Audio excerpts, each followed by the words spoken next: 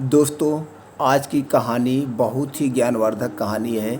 इसलिए सभी मित्रों, सभी दोस्तों, सभी भाई बहनों से निवेदन है कि इस कहानी को पूरा लास्ट तक ध्यान से सुनिएगा। आज इस कहानी में महात्मा बुद्ध के 12 ऐसे उपदेश जानेंगे जिसे जान करके आपको ये जानेंगे कि कम उम्र में बुढ़ापा क्यों आता है। जैसे कि दोस्तों सभी लोग जानते थे, महात्मा बुद्ध एक राजा थे, लेकिन उन्होंने सब कुछ त्याग के एक सन्यासी का रूप ले लिया। तो उन्हें सब पता है हमें क्या खाना चाहिए, हमें कैसी दिनचर्या अपनानी चाहिए। तो दोस्तों आज हम महात्मा बुद्ध के वो 12 इम्पॉर्टेंट नियम यानी कि उनके जीवन का पूरा सार आज हम इस कहानी में समझेंगे। दोस्तों इसलिए सभी से निवेदन है, सभी के से रिक्वेस्ट है कि पूरी कहानी को ध्यान से सुने और उस 12 बातों को सुन करके अपने जीवन में उतार लीजिए। मैं 100% दोस्तों गारंटी लेता हूँ आपको कोई बीमारी नहीं होगी और आपको कभी बुढ़ापा छू ही नहीं पाएगा। वो सारे 12 नियम को हमने फॉलो किया आज 10 साल से, तो हमारे समझ में आया कि वास्तव में 12 नियम लाजवाब है। तो दोस्तों इसलिए कहानी को लास्ट तक सुनिएगा। इसको हम समझते हैं एक कहानी के माध्यम से, जब महात्मा बुद्ध ने 12 उपदेश दिए थे। चलिए दोस्तों कहानी को शुरू करते हैं। सभी का हमारे इस कहानी के चैनल पर बहुत बहुत स्वागत व अभिनंदन है। दोस्तों एक समय की बात है, एक राज्य में वीरसेन नाम का एक राजा थे। राजा बहुत दयालु, बहुत दयावान और एक न्यायप्रिय राजा थे। उनके 2 रानियाँ थीं। उनकी दोनों रानियाँ अति सुंदर। वो भी रानियाँ जो है राजा के स्वभाव पर गई थी। वो रानियाँ भी बहुत ही धार्मिक प्रवृत्ति की थी। तो राजा इतने न्यायप्रिय राजा थे कि उनकी प्रजा कभी कोई दुख का सामना ही नहीं करती, क्योंकि राजा ने अपने मंत्रिमंडल में 9 ऐसे मंत्रियों का गठन किया था कि जिनके जिम्मे हर एक डिपार्टमेंट बांटा गया था। तुम प्रजा के खान पान का ध्यान रखोगे, सबको मतलब वो बांट दिए थे, ये देखना है। और इतना उनका सख्त हिदायत था, कोई भी अपने काम में लापरवाही पाए जाने पर उसे मृत्यु दंड दिया जाएगा। इसलिए उनकी जो सभा में और उनके जो मंत्रिमंडल में लोग थे वो बहुत ईमानदारी से काम करते थे। और राजा कभी भी जो है जब न्याय करना होता था उनके सभा में, तो कभी भी अप्रिय न्याय नहीं करते थे। किसी के साथ जो है एक पक्षी न्याय नहीं करते थे। उसको एक एक पॉइंट पे वो समझते थे, विचारते थे, तब न्याय करते थे। तो इस तरह से राजा की जो प्रजा थी पूरे राज्य में सब सुखी थी। अब राजा का एक फरमान ये भी था कि हर हफ्ते एक सभा लगेगी। पूरे राज्य के जितने लोग हैं सबकी एक सभा बुलाई जाती थी। किसके घर कितना अनाज हो रहा है, किसके घर खाने को नहीं उसके अनाज दिया जाता था, ऐसी व्यवस्था थी। तो उनके सभी जो है प्रजा एकदम सुख जीवन में चल रही थी। तो इसी समय से उनका राज्य आसानी से चल रहा था, सारी प्रजाएं सुखी थी। और इसी सुखी की वजह से हमेशा जो है सारी प्रजा राजा का गुणगान भी गाती थी। ऐसे एक दिन सभा चल रही थी।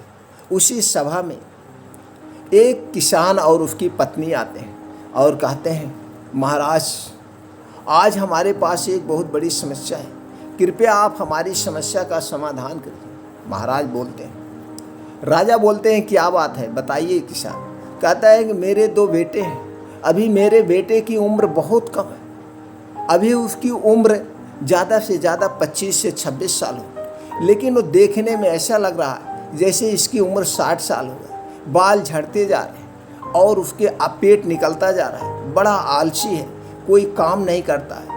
हमने अपने हिसाब से इधर उधर दवा कराया लेकिन कोई फ़ायदा नहीं हुआ। महाराज कहते हैं ठीक है, मंत्री को आदेश देते हैं, मंत्री अपने राजवैद्य से इस किसान के लड़के का इलाज कराया जाए, जो भी खर्चा होगा उस राजकोष से दिया जाए। मंत्री ऐसा ही करते हैं, उनके दोनों किसान के बेटे का इलाज राजकोष से खर्च से राजवैद्य करते हैं। काफ़ी दिन इलाज चलने के बाद फिर वह किसान एक दिन सभा में उपस्थित होता और कहता है, महाराज कोई आराम नहीं हुआ, मेरा बेटा वैसे के वैसे। राजा कहते हैं ठीक है, हम इस पे विचार करेंगे। इस पे बात चल ही रही थी। उसी गांव से, उसी राज्य से 2 लोग और आते हैं, पति और पत्नी आते हैं रोते हुए, और वही भी यही कहते हैं, समस्याएं यही होती जा रही। फिर धीरे धीरे सभा चल ही रही थी कि ऐसे ऐसे एक करके पूरे गांव से लगभग 50% लोग आए। राजा असमंजस में पड़ गए। उन्होंने तुरंत आपातकालीन मीटिंग बुलाई कि सारे राजवैद्यों को बुलाया जाए और दूर दूर से राजवैद्यों को बुलाया जाए। इस पे देखा जाए आखिर ऐसी क्या समस्या है जिसकी वजह से हमारे राज्य के सभी नवयुवक बूढ़े दिखने लग गए। इस पे पूरा रिसर्च किया जाए। मंत्री का सख्त आदेश था, राजा का सख्त आदेश था सारे मंत्रियों को जल्द से जल्द इस पे कार्रवाई की जाए और पूरे राज्य की छानबीन करके सबके घर का पूरा पता लगाया जाए क्या कारण है। अब बाहर से भी वैद्य को बुलाया गया। जितने जितने प्रसिद्ध वैद्य थे सारे वैद्य राजा ने आमंत्रित किया और फिर आपातकालीन बैठक की। उस आपातकालीन बैठक में सारे राजवैद्यों से विचार विमर्श किया गया कि राजवैद्य लोग, आपके पास 10 दिन का समय है। इस 10 दिन के समय में पूरे राज्य की हर एक घर के आप बीमारी का पता लगाइए।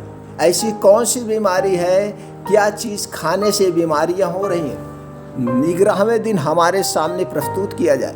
जो भी राजवैद्य इस बीमारी का सही सटीक पता लगा लेगा, उस राजवैद्य को पुरस्कार के रूप में मैं एक राज्य दे दूंगा।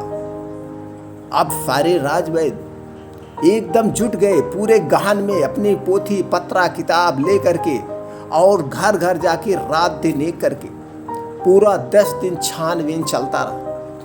फिर 11वें दिन राज की सभा लगती है और उस राज सभा में सारे राजवैद्य, पूरे राज्य के लोग इकट्ठा होते हैं।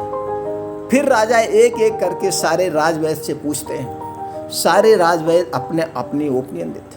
महाराज, हमने तो बहुत छानबीन किया और छानबीन के हिसाब से हमने दवाएं भी, ट्रीटमेंट भी किया, अपने हिसाब से दिया, लेकिन किसी को आराम नहीं मिल रहा है। तो उसमें से एक राजवैद्य खड़ा होता जो बहुत बुजुर्ग था। उसकी उम्र लगभग 125 से 30 साल की थी। उसने कहा, हमारा जो अपना निष्कर्ष निकला, हमारा जो अपना अनुभव है, उस अनुभव से यही हमें लगता है कि यहाँ के रहन सहन, यहाँ के खाने में कुछ ना कुछ दिक्कत हो रही है जिसकी वजह से हो रहा है, लेकिन इसका हमारे पास कोई सटीक जवाब नहीं। राजा उस राजवैद्य, बुजुर्ग राजवैद्य की बात को सुनकर असमंजस में हो जाते। 125 साल का अनुभव, 125 साल का बुजुर्ग बता रहा है, तो उसके समाधान क्या होगा। कुछ देर सोचने के बाद राजा कहते हैं, राजवैद्य, अब इसका समस्या का समाधान आप लोग ही बताइए, क्योंकि हम आज 1 महीने से इसी दिमागी डिप्रेशन में हम खुद चिंतित हैं। हमारी प्रजा परेशान होती जा रही है और हम भी देख रहे हैं, हम भी इसी सोच में हम भी परेशान होते जा रहे हैं। हमारे भी बाल झड़ने शुरू हो गए। हमारे परिवार में हमारी महारानियाँ, राजकुमार, राजकुमारियाँ जो भी राज्य में हैं, सब लोग अपनी प्रजा से परेशान हैं। आखिर समाधान तो बताइए। फिर वह राजवैद्य हाथ जोड़ के खड़े होते हैं राजा से, राजा हमें क्षमा करिए। हाँ, हमारे पास एक उपाय जरूर है। इस समस्याओं का सारा समाधान एक ही आदमी के पास है। अगर उस आदमी को ढूंढ के लाया जाए तो आपके राज्य की सारी समस्याएं खत्म हो जाएंगी, सारी बीमारियां खत्म हो जाएगी। उनके अलावा इसका समाधान किसी के पास नहीं है। महाराज कहते हैं, राजवैद्य जल्दी बताइए, इस शुभ काम में देरी मत करिए, जल्दी से जल्दी उस महापुरुष, उस ज्ञानी का नाम बताइए। हम उन्हें अपने राज्य में आमंत्रित करें जिससे हमारे राज्य के लोग सब सुखी। वह राजवैद्य कहता है, महाराज, उनका हमें तो नहीं पता कहाँ रहते हैं, लेकिन वह किसी राज्य में उनका उपदेश चल ही रहा होगा। कृपया आप अपने सैनिकों को सारे राज्य में भेज करके पता लगा लीजिए, और वो महात्मा बुद्ध ही हैं जिनके पास फिर सारी समस्याओं का समाधान है। पता लगाइए महात्मा बुद्ध किस राज्य में है, कहाँ पे उपदेश दे रहे हैं। अगर इन्हीं के पास समस्या का समाधान है और किसी के पास इस समस्या का समाधान नहीं है। राजा ये बात जैसे सुनते हैं राज वैद्य के मुख से, अपने अनुसार जो 9 उनके मंत्री थे, जो सबसे काबिल मंत्री थे, उन्होंने आदेश दिया कि जल्द से जल्द महात्मा बुद्ध का पता लगाया जाए और फादर उनको बड़े आदर सम्मान के साथ अपने राज्य में लाया जाए। ये हमारा सख्त आदेश है। इसके लिए जितनी भी सेना चाहिए, जितने भी गुप्तचर चाहिए, आप पता लगाइए इस समय भगवान महात्मा बुद्ध का उपदेश किस राज्य में चल रहा है। वो जरूर आएंगे और उनका हमारा संदेश भेजिए। अगर वो नहीं आते तो आप बताइएगा, मैं खुद चलूँगा महात्मा बुद्ध के पास अपनी समस्या का निवारण लेकर। सारे मंत्री तुरंत चारों दिशाओं में फैल जाते हैं। चारों दिशाओं में फैल जाते हैं और काफ़ी अथक प्रयास करने के बाद, काफ़ी मेहनत करने के बाद महात्मा बुद्ध का काफ़ी दूर राज्य में पता चलता है कि वहाँ उपदेश दे रहे हैं। मंत्री वहाँ जाता है और महात्मा बुद्ध को प्रणाम करता है और कहता है, भगवान आपको हमारे राजा ने बुलाया है, हमारे राज्य में बहुत बड़ी बीमारियाँ आ गई हैं, कृपया आप हमारे साथ चलने का कृपा करें। महात्मा बुद्ध इतने दयालु, हंसमुख, उनका तो एक ही उद्देश्य था कि हमारे पूरे भारतवर्ष स्वस्थ निरोग रहें, किसी के मन में कोई छल कपट ना हो, कभी कोई दुखी ना हो, सभी लोग हंसते रहें। जैसे ही उन्होंने सुना इस सैनिक से मुँह से, उन्होंने कहा क्यों नहीं, हम तुरंत चलते हैं। और महात्मा बुद्ध उस मंत्री के साथ मंत्री के राज्य में आने के लिए तैयार होते हैं और उनके साथ उनके जो शिष्य थे वो भी आते। अब काफ़ी दिन चलने के बाद, मेहनत करने के बाद महात्मा बुद्ध मंत्री के साथ राजा के दरबार में उपस्थित होते हैं। राजा दरबार में उपस्थित होते हैं। महात्मा बुद्ध को राजा प्रणाम करता है, कहता है आप आइए, आसन ग्रहण। सादर आमंत्रित किया जाता है, बड़े स्वागत सम्मान किया जाता है महात्मा बुद्ध से। और फिर महाराज वह राजा महात्मा बुद्ध से कहते हैं, गुरुवर, भगवान आप ही हमारी इस प्रजा, ये देख रहे हैं इतनी हमारी विशाल प्रजा, बड़ी हंसमुख प्रजा थी, बड़ी सुखी प्रजा थी, लेकिन आज इनके ऊपर बड़ी भारी विपत्ति आ गई। जब इनके ऊपर विपत्ति आ गई है तो जान लो हमारे ऊपर भी विपत्ति आ गई। हम ये सब हमारी प्रजा, हमारे परिवार हैं, हम प्रजा नहीं है, ये हमारे परिवार के सदस्य हैं। कृपया आप ही इन सब का समस्याओं का समाधान करें। महात्मा बुद्ध राजा की तो पहले ही प्रशंसा सुन चुके थे। महात्मा बुद्ध राजा के मुख से ऐसी प्रजा के प्रति सोच से प्रभावित होकर, राजा के जो विचार थे इससे प्रभावित होकर महात्मा बुद्ध मुस्कुराते हैं। क्यों नहीं, महात्मा बुद्ध ये तो कुछ नहीं है। महात्मा बुद्ध कहते सब ठीक हो जाएगा, सब ठीक हो जाएगा, कोई समस्या नहीं, ये समस्या सब लोग अपने आप पाले। ऐसी बातें सुन करके राजा मुस्कुराता है, इतनी बड़ी समस्या है और ये हमारे भगवान महात्मा बुद्ध कह रहे हैं कोई समस्या नहीं। तो राजा कहते हैं ठीक है, ठीक है भगवान, ठीक है गुरुवर, जैसे भी हो आप इन प्रजा को ठीक करिए, प्रजा को सही करिए। तो महात्मा बुद्ध के सामने एक चेला खड़ा था। महात्मा बुद्ध उस चेले की तरफ इशारा करते हैं। चेला कहता है ठीक है राजा, कल से मैं रोज़ सुबह 4 बजे, कल से मैं रोज़ सुबह 4 बजे आपके राज्य में हमको एक ऐसा खुला स्थान दे दीजिए जहाँ पे आपके राज्य के सारे लोग एकत्रित हो सके, जहाँ का खुला वातावरण हो, जहाँ प्राकृतिक धूप आती हो, जहाँ प्रकृति की सारी हवाएं आती हो, सुनहरा माहौल हो, वहाँ पे हमें 4 बजे से कल से हमारा जो है सुबह से शुरू हो जाएगा लोगों को उपचार देना। लेकिन आप अपने राज्य में एक आदेश लागू कर दीजिए कि सब उस स्थान पे, आपके पूरे राज्य के और आप खुद उस स्थान पे सभी लोग उपस्थित हो। सभी लोग को वहाँ से कल से ही उपदेश देना शुरू हो जाएगा और यह उपदेश 12 दिन तक चलेगा।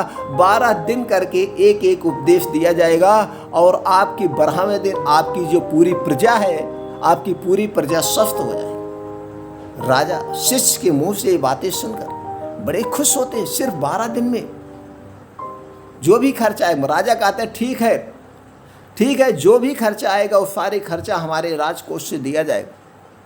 फिर वह शिष्य कहता है कोई खर्चा नहीं आएगा महाराज, आप निश्चिंत रहिए, सिर्फ और सिर्फ अपनी प्रजा में ये आदेश करवा दीजिए और सख्त आदेश करवा दीजिए, जो 4 बजे उठ के यहाँ नहीं पहुँचेगा उसे दंड दिया जाए। राजा ने ये आदेश लागू कर दिया और कहा कल सुबह 4 बजे से सबको, राजा के पास तो बहुत सारे महल थे, बागें थी, सुनहरे जगह थी, बहुत अच्छी अच्छी जगह थी, जहाँ पे तो राजा ने एक स्थान निर्धारित किया और कहा कि कल पूरी प्रजा उसी स्थान पर आएगी, हम भी आएंगे और वहाँ पर हम महात्मा बुद्ध के विचारों को सुनेंगे और जैसे महात्मा बुद्ध कहेंगे हम उसका पालन करेंगे और हमारे सारे गुप्तचर सबके घरों पर निगरानी रखेंगे।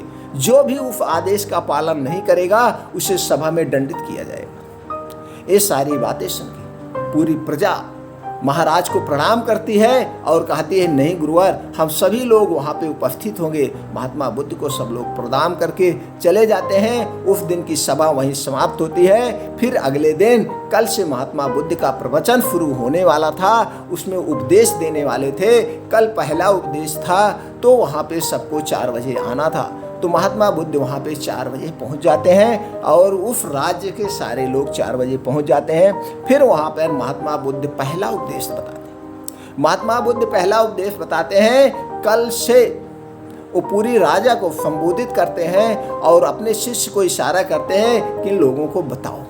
तो उनका शिष्य खड़ा होता है अपने स्थान से और कहता है कल से पूरे राज्य के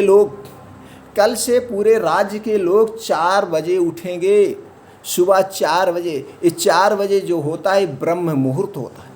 ये 4 बजे जो होता है ब्रह्म मुहूर्त होता है। इसी 4 बजे सबको उठना है और सब उठने के बाद जो है 2 से 3 गिलास पानी गुनगुना करेंगे। गुनगुना पानी करना है और सबको अलथी पलथी मार के, पानी गुनगुना करके अलथी पलथी मार करके, और यह पानी जो है किसी मिट्टी के बर्तन में पीना है। मिट्टी के बर्तन से पानी फीप करके पीना है। कैसे पीना है? फीप करके पीना है। कल सब सुबह ये चीज़ फॉलो करें। इसी को जो नहीं फॉलो करेगा वो आराम नहीं होगा। महात्मा बुद्ध का पहला उपदेश था। इस पहले उपदेश को सब लोग पालन करेंगे और फिर उसके बाद कल दूसरा उपदेश दिया जाएगा। कल ये उपदेश का सब पालन करके आएंगे। सभा वहीं समाप्त होती है। फिर अगले दिन सभी लोग समय से वहाँ पर उपस्थित होकर आ जाते हैं। सब लोग, फिर महात्मा बुद्ध के शिष्य पूछता है क्या हुआ, कितने लोग पालन किए? सब लोगों ने हाथ उठाया और सभी ने कहा कि हमने इसका पालन किया और आज हमें बहुत आराम मिला, हमारा पेट एकदम सही से साफ हुआ, शरीर एकदम हल्की फुल्की लग रही, एकदम हम स्वस्थ लग। तो फिर महात्मा बुद्ध कहते हैं का शिष्य कहता है अब दूसरा उपदेश जो करना है, अब दूसरा उपदेश जो करना है, सबको टहलने चलना। सबको क्या करना है? मॉर्निंग वॉक करना है अपने अपने उम्र के हिसाब से। क्या अपने अपने उम्र के हिसाब से सबको चलना है। और चलना कितना है? 2 से 3 किलोमीटर। सबको 2 से 3 किलोमीटर चलना है। उसमें जो बच्चे हैं, जो नौजवान हैं, वो दौड़ेंगे और उनकी जो है नॉर्मल लोग जो हैं, जो 40 साल 50 साल के ऊपर हैं, वह मॉर्निंग वॉक चलेंगे, वो तेज चलेंगे। और चाल जो होगी 1 सेकंड में 1 कदम, 1 मिनट में 60 कदम।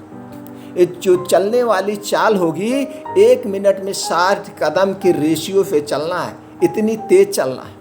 और जो दौड़ सके वो दौड़ेंगे, मीडियम, कोई तेज नहीं दौड़ना है। सब अपनी क्षमता के अनुसार 2 से 3 किलोमीटर, ज़्यादा होगा कम नहीं होगा। इसी हिसाब से सबको मॉर्निंग वॉक करना है और चलना है। दूसरे दिन का उपदेश था। सब लोग फिर अगले दिन की सभा स्टार्ट होती है। अगले दिन में सभा में आते हैं तो सबसे पहले शिष्य पूछता है 2 दिन का नियम सबने पालन किया? सब लोग हाथ उठाते हैं। कैसे आप लोगों को लग रहा है? सब लोग कहते हैं बहुत अच्छा लग रहा है, ऐसे लग रहा है कि हमको कोई बीमारी ही नहीं थी। फिर कहते हैं कि अब कुछ लोग योगा करेंगे। योगा प्राणायाम अपने सामर्थ्य के अनुसार सब योगा प्राणायाम करेंगे। योगा प्राणायाम में 2 योगा प्राणायाम जरूर शामिल होगा। कपालभाति, अनुलोम विलोम। कपालभाति, अनुलोम विलोम हमारे शिष्यों ने सिखा दिया। सारे शिष्यों ने बताया कि अनुलोम विलोम कैसे किया जाता है, कपालभाति कैसे की जाती है, सूर्य प्राणायाम कैसे किया जाता है। इसी तरह से सब लोग कम से कम आधे घंटे से 45 मिनट डेली इसको करना है। कितनी देर करना है? आधे घंटे से 45 मिनट सबको योगा प्राणायाम करना है। तब इस दिन की भी सभा समाप्त होती है। अगले दिन की फिर सभा शुरू होती है और उस सभा में सारे लोग उपस्थित होते हैं। सारे लोग उपस्थित होने के बाद फिर सबसे दिनचर्या पूछी जाती, किसने कितना फॉलो किया। सब ने कहा अब तो हमको ऐसे लग रहा है कि हमको कोई बीमारी नहीं है, हमें अलार्म नहीं लगाना पड़ता, हमें जगाना नहीं पड़ता, मेरी 4 बजे अपने आप आँख खुल जाती है। अब महाराज बड़े खुश हुए, इतना बढ़िया चमत्कार, बिना पैसे के हमारी प्रजा ठीक हो रही है। महाराज तुरंत खुश होकर के फिर महात्मा बुद्ध को प्रणाम करते हैं कि आप हमारे ही राज्य में रहिएगा, जाइएगा नहीं। महाराज भगवान महात्मा बुद्ध मुस्कुराते हैं, क्योंकि उनका तो काम ही है हमेशा हंसते रहना, कभी वो चिंता नहीं करते। फिर वो कहते हैं अब सबका योगा प्राणायाम सब कुछ हो जाने के बाद अब सब लोग क्या करेंगे? अगला काम जो करेंगे, सब 300 ग्राम सेब खाएंगे। कितना खाएंगे? 300 ग्राम सबको सेब खाना है, और ज़्यादा खा सकते उससे कोई मतलब नहीं, लेकिन कम से कम 250 ग्राम से 300 ग्राम सबको सेब खाना है। सेब खाने के बाद सब लोग अपने अपने जो भी जिसको काम करना है काम करेगा। उस दिन का भी ज्ञान समाप्त। फिर अगले दिन का उपदेश आता है। फिर अगले दिन सबसे पूछा जाता है किसको कितना आराम हो। सभी लोग कहते हैं कि हम तो पूर्ण रूप से एकदम ठीक हो गए। कितने लोग कह रहे हैं ठीक हो गए।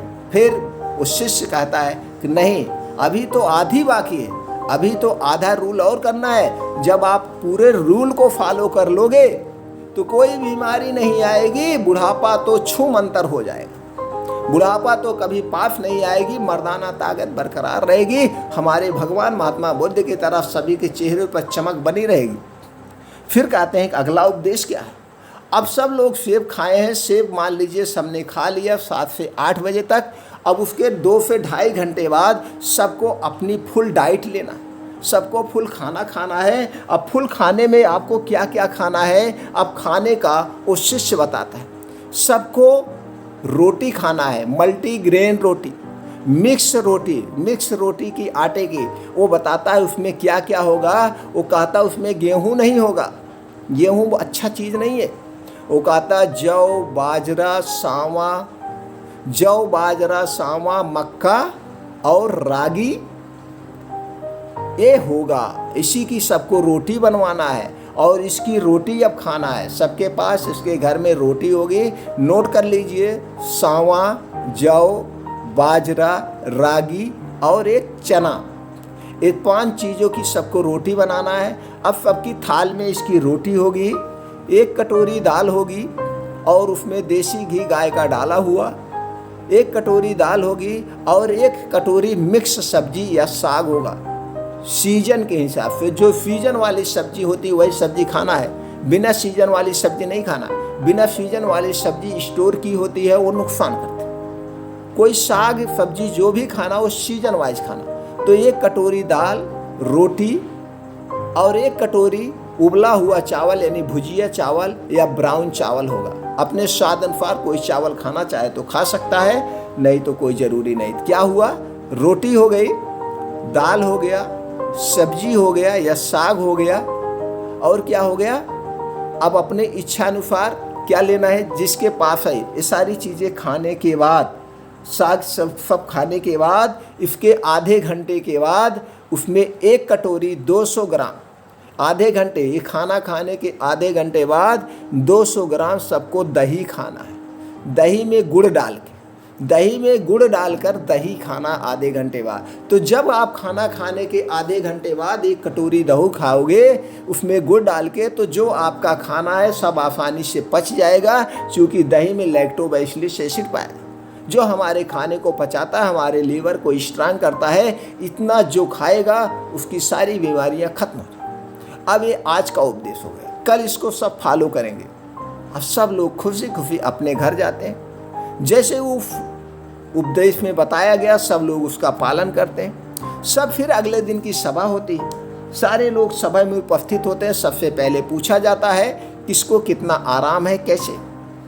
सारे लोग कहते हैं अरे भगवान, हमको तो कोई बीमारी ही नहीं, हम तो पूर्ण रूप से ठीक हो गए, हमको तो लगता ही नहीं कि हम कभी बीमार हुए थे। महाराजा और खुश होते हैं। राजा कहते हैं वाह, ये तो खाने से सब लोग ठीक हो गए, खाने से सबकी बीमारियां खत्म हो गई। धीरे धीरे ऐसे देखने में लग रहा है कि सबका मोटापा भी अपने आप चला जा रहा। तब वो शिष्य कहता है रुकिए, अभी तो और कुछ बाकी है, अभी तो इतना ही है, आगे की और सुनिए। तो वह सबसे पहले ये बताता है कि जो भी अब आप लोग ये भी याद नोट करना, खाना और पीना दोनों एक साथ नहीं करना है। खाना और पीना एक साथ नहीं करना है, यानी या तो खाइए या तो पीजिएगा। कहने का तात्पर्य, अगर हम पानी पी रहे हैं, कोई भी लिक्विड ले रहे हैं, तो हम उसको खाने के 2 घंटे पहले या खाने के 2 घंटे बाद ही लेंगे। खाना खाते समय हमें 1 घूंट पानी नहीं पीना है, ना तो खाना खाने के आधा घंटा 1 घंटा पहले पानी पीना है। खाना खाने के 1.5 घंटे बाद ही हमें पानी पीना है। इस बात को नोट कर लीजिए। अब ये हो गया। अब फिर बताते हैं शाम को क्या नाश्ता लेना है। जैसे सब लोग 10 से 11 बजे खाना खा लियो, अब सबको भूख लग जाएगी, तो 4 से 5 बजे क्या लेना है, 4 से 5 बजे सबको 1 प्लेट सलाद लेना है। क्या लेना है, 1 प्लेट सलाद लेना है। अब सलाद कितना होगा, सलाद जैसे ओजन के हिसाब से होगा। अगर किसी का 50 किलो ओजन है तो उसका 5% यानी 250 ग्राम। अब 250 ग्राम, अगर किसी का 60 किलो वजन है तो 300 ग्राम, किसी का 70 किलो वजन है तो 350 ग्राम, किसी का 80 किलो वजन है तो 400 ग्राम सलाद होगा। उस सलाद में क्या क्या होगा, सलाद में होगा गाजर होगी, चुकंदर होगा, गाजर चुकंदर और मूली, गाजर चुकंदर मूली टमाटर, और उसमें 1 टुकड़ा होगा क्या, अदरक का टुकड़ा होगा, 3 से 4 लहसुन की कलियां होगी, 3-4 लहसुन की कलियां होगी। ये सब आपके सलाद में कुल वेट मिला करके कितना होगा, स्वादानुसार आपको 1 टुकड़ा अदरक का लेना है। उसमें आप छिड़कना चाहें तो काला नमक डाल सकते हैं, ये आपके स्वास्थ्य के लिए काला नमक, जीरा, भुना हुआ जीरा, इसको भी डाल सकते हैं। 4 से 5 के बीच में सबको 1 प्लेट सलाद लेना है। सलाद लेने के पहले भी कुछ खाना पीना नहीं, जैसे पहले बता दिया गया। अब इसको सब फॉलो करेंगे, फिर अगले दिन आएंगे तो सब लोग सभा उस दिन की समाप्त होती है, सब लोग अपने घर जाते हैं और जैसे जैसे जो नियम बताया गया है सारे नियमों का पालन करते हैं। फिर जब वो अगले दिन सभा में आते हैं तो उनसे पूछा जाता है आप लोगों को कैसे लग रहा, आपकी शरीर कैसे लग रहा। सब लोगों के चेहरे पर फर्स्ट क्लास मुस्कुराहट, सब लोग का चेहरा जैसे तेज की तरह चमक रहा था। ऐसे लग रहा था कि मानो इनकी ढलती उम्र थम सी गई है, इतना एहसास हो रहा था। फिर राजा बड़े खुश होते हैं जब उनकी प्रजा खुशी खुशी से सब कुछ उत्तर देती है। फिर वह महात्मा बुद्ध के चरणों में जाके प्रणाम करते हैं, धन्य है भगवान, आपने तो सबको खाने से ठीक कर दिया। फिर वह शिष्य कहता है महाराज रुकिए, अभी तो और सारे उपदेश बाकी हैं। अभी जब मैं पूरा उपदेश बता दूंगा तो हमारे भगवान की तरह कोई बीमारी नहीं होगा, कभी किसी को बुढ़ापा ही नहीं आएगा।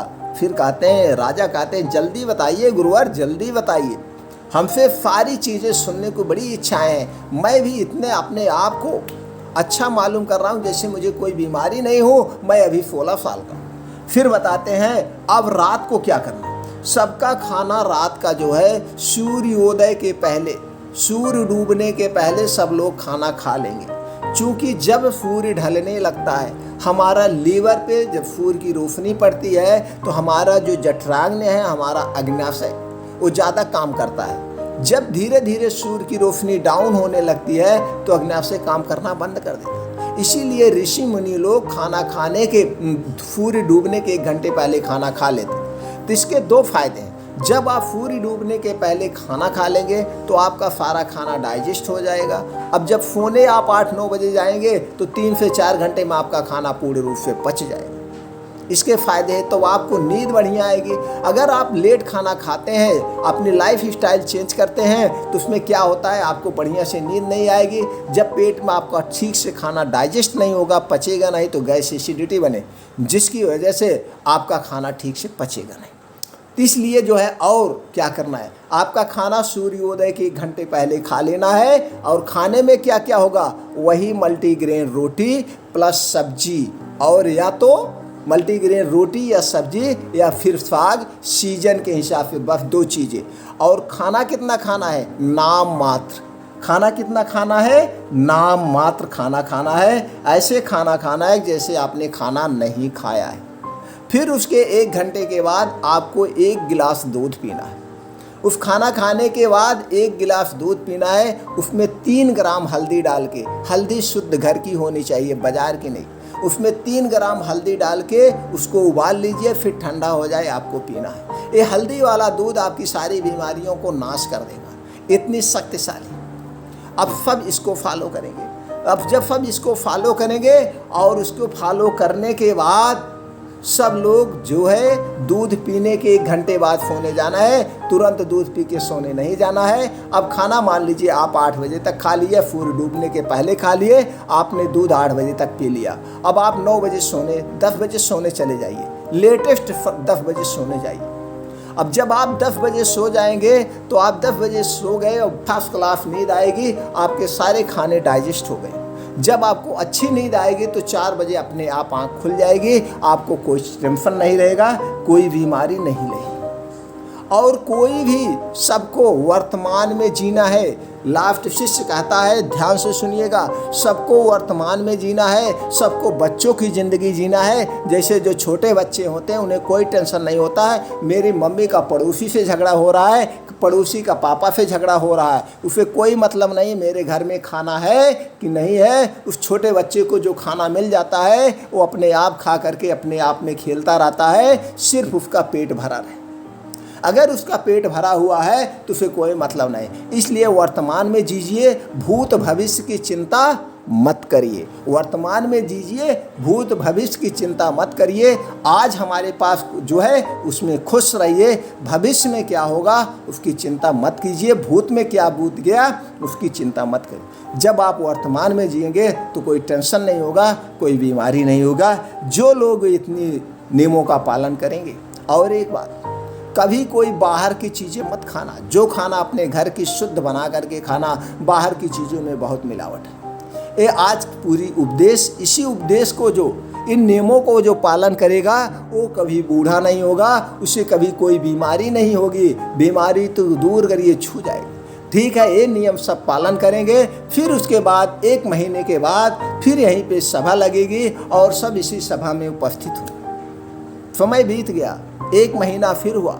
फिर 1 महीने बाद महात्मा बुद्ध महाराज के पास पहुंचते हैं, उनके दरबार में पहुंचते हैं। महाराज दौड़ करके महात्मा बुद्ध का आदर सत्कार से सम्मान करते हैं, कहते हैं गुरुवर आइए, ये तो राज्य आपका है। महात्मा बुद्ध मुस्कुराते हैं, बताइए राजन आपकी प्रजा कैसे है, आप लोग कैसे हैं।